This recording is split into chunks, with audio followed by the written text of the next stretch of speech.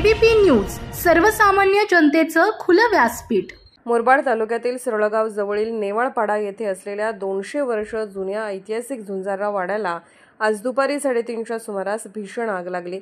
या आगीत वाड्यातील ऐतिहासिक वस्तू, मौल्यवान दस्तऐवज आणि इतर साहित्य जळून खाक झाले। झुंजारराव कुटुंबाच्या मालकीचा हा वाडा सध्या रिकामाच असल्यामुळे कोणतीही जीवितहानी झाली नाही।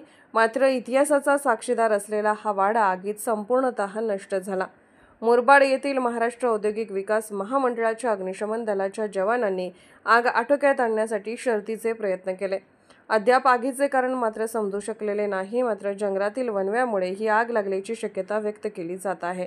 या आगीत तालुक्याच्या ऐतिहासिक वारशाला मोठे नुकसान झाले असून स्थानिक नागरिकांमध्ये हळहळ व्यक्त केली जात आहे। मुरबाड प्रतिनिधी शंकर करडे।